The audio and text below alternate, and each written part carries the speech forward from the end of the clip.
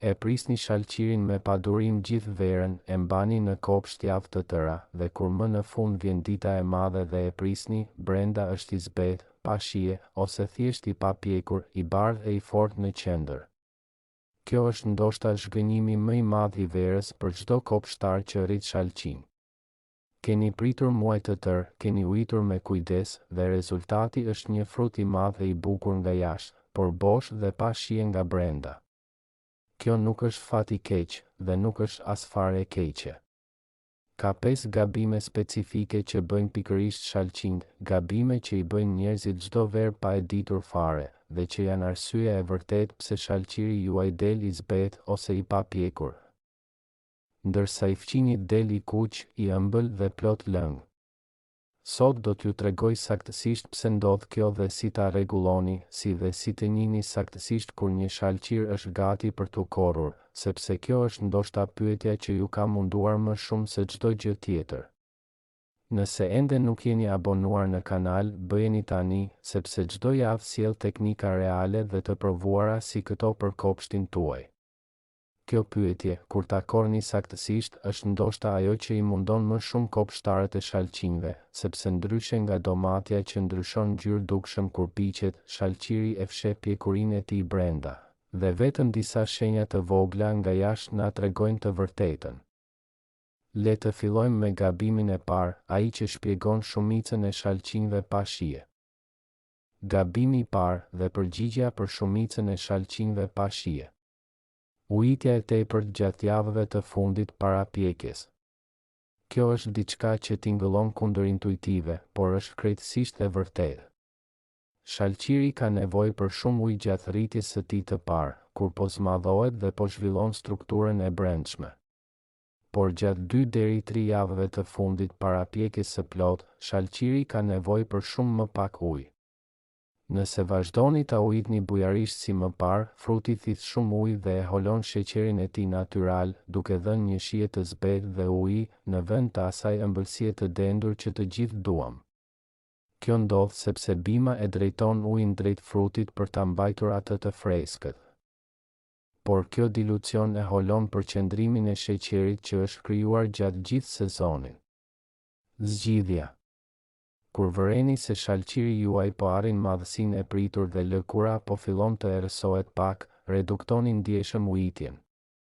Në 2 javët e fundit para korrjes së pritur, ujitni vetëm kur toka është vërtet e thatë dhe në sasi shumë më të vogla se më parë. Kjo stresi i lehtë e detyron bimën të përqendrojë sheqerin në frut në vend ta holojë. Mos u shqetësoni nëse fruti duket pak i lodhur në gjethet e afërta gjatë kësaj periudhe, kjo është krejt normale dhe pjesë e procesit natyral të koncentrimit të sheqerit. Gabimi i dytë, mungesa e diellit të mjaftueshëm direkt mbi vetë frutin. Shalqiri ka nevojë për orë të gjata drite diellore direkte, të paktën 6 deri 8 orë në ditë, për të zhvilluar sheqerin dhe ngjyrën e tij të plotë. Nëse shalqiri juaj rritet në hijen e gjetëve të veta të dendura, ose në një pjesë të kopshtit që merr pak diell, do të jetë më pak i ëmbël dhe mund të mos piqet plotësisht edhe pse duket i madh nga jashtë. Zgjidhja. Nëse vëreni se gjethet po mbulojnë tepër frutin, hiqni me kujdes disa gjethe që bëjnë hije direkt mbi shalqirin, duke i ekspozuar ndaj diellit, por pa i hequr të gjitha gjethet sepse ato ushqejnë bimën. Mund edhe ta ktheni butësisht shalqirin çdo javë që i gjithë sipërfaqja e tij të marrë diell në mënyrë të barabartë. Jo vetëm një anë. Kjo teknikë e thjeshtë e rrotullimit është diçka që fermerët profesionistë e bëjnë rregullisht dhe që bën një ndryshim të dukshëm në ngjyrën dhe ëmbëlsinë e njëtrajtshme të gjithë frutit. Nëse ky informacion po ju ndihmon dhe dëshironi të keni shalqin të ëmbël e plot lëng këtë verë, bëni klikun e vogël të abonimit tani. Kështu më ndihmoni shumë të vazhdoj të sjell teknika reale çdo javë.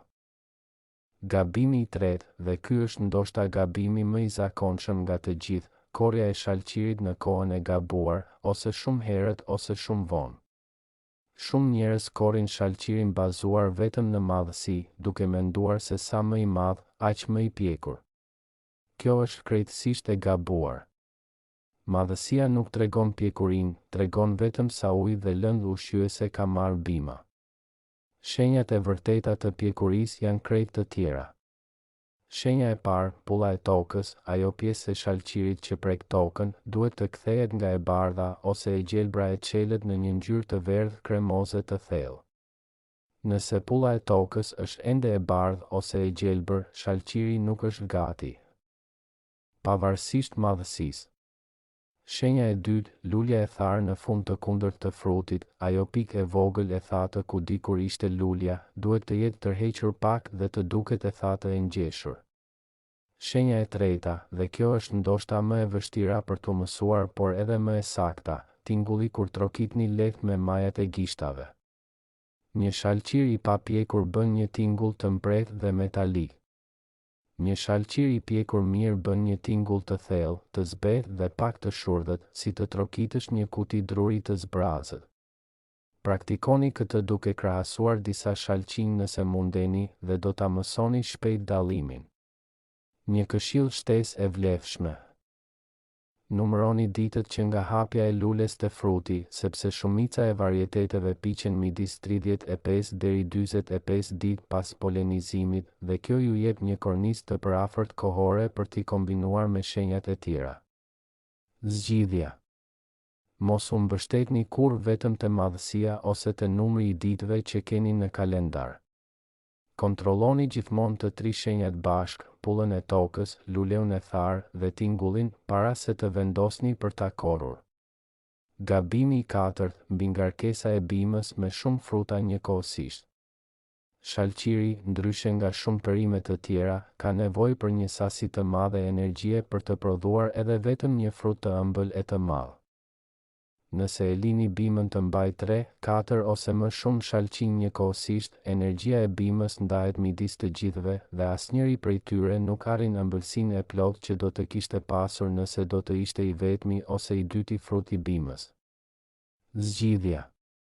Për shalqinj vërtet të ëmbël dhe të mëdhenj, lini bimën të mbaj vetëm 2 deri 3 fruta maksimumi, veçanërisht nëse bima juaj është e vogël ose e re. Hiqni frutat shtesë kur janë ende të vegjël, sa një portokall, duke i lënë vetëm më të mirët e më të fortët të vazhdojnë të rriten dhe të marrin gjithë energjinë e bimës. Mos ndjeni keqardhje për frutat që hiqni, sepse ato mund të hahen të vegjël, të turshuar ose të përdoren si perime jeshile dhe në këmbim, frutat që mbeten do të jenë dukshëm më të mëdha dhe më të ëmbla se sa do të ishin nëse do t'i kishit lënë të gjithë të rriteshin bashkë.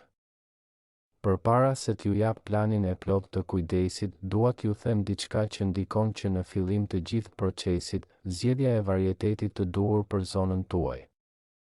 Jo të gjithë varietetet e shalqirit janë njësoj dhe disa kanë nevojë për një sezon të gjatë dhe të nxehtë prej 100 ditësh ose më shumë për t'u pjekur plotësisht, ndërsa të tjerë piqen brenda 70 deri 80 ditësh.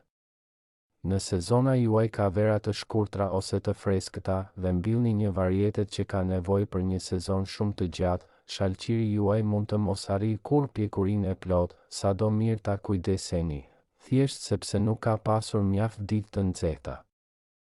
Kontrolloni gjithmonë paketën e farave për numrin e ditëve deri në pjekje dhe krahasojeni me gjatësinë e vërtetë të verës në zonën tuaj.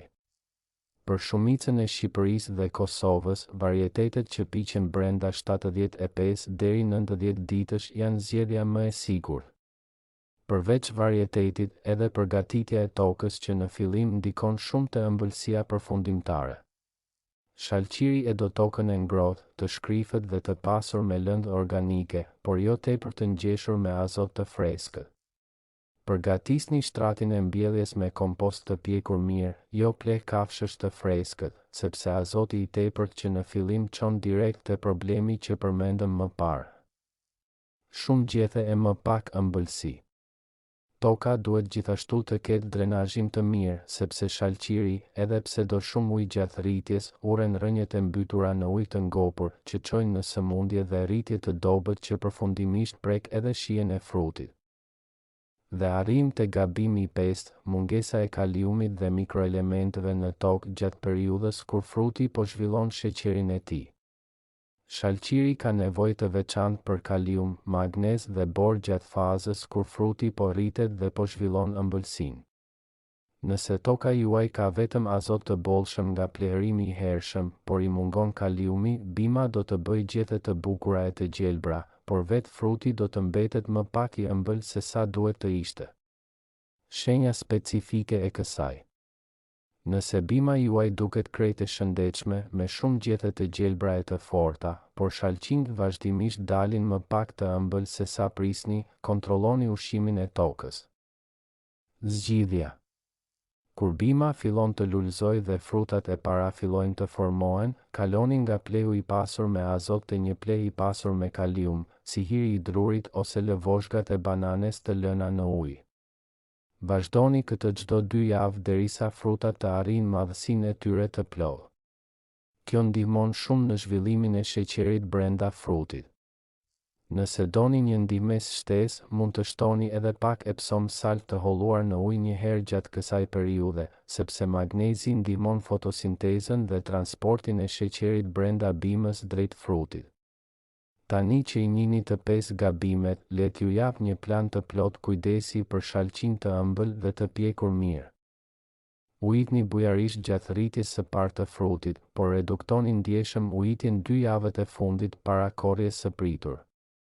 Sigurohuni që fruti të marrë të paktën 6 orë diell direkt në ditë, duke hequr gjethet e tepërta që bëjnë hije mbi të. Lini bimën të mbaj vetëm 2 deri 3 fruta maksimum për ëmbëlsi optimale. Kaloni te kaliumi kur bima fillon të lulëzojë e të bëjë fruta. Dhe kur vjen koha e korrjes, kontrolloni gjithmonë 3 shenjat bashk, pullën e tokës që duhet të jetë e verdhë kremoze, luleun e tharë të tërhequr dhe tingullin e shurdhët kur trokitni. Me këtë plan, do të keni shalqinj të ëmbël, të kuq dhe plot lëng çdo herë. Për të gjithë ju në diasporë që keni hapësirë të vogël, dijeni se ka varietete shalqiri xhuxhe që rriten mirë edhe në vazo të mëdha ose në kopshte të vegjël me suport vertikal, edhe pse kanë nevojë për të paktën një vazo shumë të madhe dhe të thellë. Nëse rrisni një shalqir xhuxhe në balkon, të 5 këto gabime vlejnë njësoj, por vëmendje edhe më e madhe duhet t'i kushtohet ujitjes, sepse vazot thahen dhe lagen shumë më shpejt se toka e hapur. Dhe stresi i ujit të kontrolluar mirë në javët e fundit është pikërisht ai që e bën shalqirin të ëmbël. Përdorni gjithmonë vazo shumë të mëdha, të paktën 50 litra, dhe sigurohuni që të ketë mbështetje të fortë nëse rritet vertikalisht mbi një kornizë, sepse pesha e frutit është e konsiderueshme edhe për varietetet xhuxhe. Një pyetje që më bëjnë shpesh, a mund ta korni shalqirin pak para kohe dhe ta lini të piqet brenda shtëpisë si bananen ose avokadon? Përgjigjja e sinqertë është jo. Ndryshe nga shumë fruta të tjera, shalqiri nuk vazhdon të prodhojë sheqer pasi ndahet nga bima. Sheqeri që ka në momentin e korrjes është sheqeri që do të ketë përgjithmonë. Prandaj është aq e rëndësishme të prisni derisa të jeni vërtet i sigurt për pjekurinë e tij, sepse nuk ka rrugë kthimi pas korrjes. Le t'i përmbledhim 5 gabimet që po ju prishin shijen e shalqirit këtë verë. Gabimi i parë, ujitja e tepërt në javët e fundit që holon sheqerin. Zgjidhet duke reduktuar ujitjen kur fruti fillon të piqet. Gabimi i dytë, mungesa e diellit direkt mbi frut, zgjidhet duke hequr disa gjethe mbrojtëse dhe duke rrotulluar frutin. Gabimi i tretë, korrja në kohën e gabuar pa kontrolluar shenjat e vërteta të pjekurisë, zgjidhet duke kontrolluar gjithmonë pullën e tokës, luleun e tharë dhe tingullin bashkë. Gabimi i katërt, mbi ngarkesa e bimës me shumë fruta njëkohësisht, zgjidhet duke lënë vetëm 2 deri 3 fruta për bimë. Dhe gabimi i pestë, mungesa e kaliumit gjatë zhvillimit të sheqerit, zgjidhet duke kaluar te plehu i kaliumit kur bima lulëzon. Mbani mend gjithashtu se zgjedhja e varietetit të duhur për zonën tuaj dhe përgatitja e mirë e tokës që në fillim janë themeli mbi të cilin ndërtohen të gjitha këto teknika. Nëse i zbatoni të gjitha bashk, do të keni shalqinj të ëmbël, të kuq dhe plot lëng çdo herë, jo vetëm herë pas here me fat. Nëse i shmangni këto 5 gabime, herën tjetër që prisni një shalqir nga kopshti juaj, do të jetë saktësisht ashtu siç e keni ëndërruar, i kuq, i ëmbël dhe plot lëng. Shkruani në komente nëse keni pasur ndonjëherë problem me shalqin pa shije ose të papjekur dhe tregoni si e keni zgjidhur nëse e keni bërë. Nëse ky video ju ndihmoi, jepni like dhe ndajeni me dikë që rrit shalqin në kopshtin e tij. Dhe nëse dëshironi të më mbështesni, mund të klikoni butonin Super Thanks poshtë videos. Abonohuni në Kopshti i Agimit për teknika reale çdo javë. Shihemi javën tjetër. Mirupafshim dhe kopsht të bollshëm.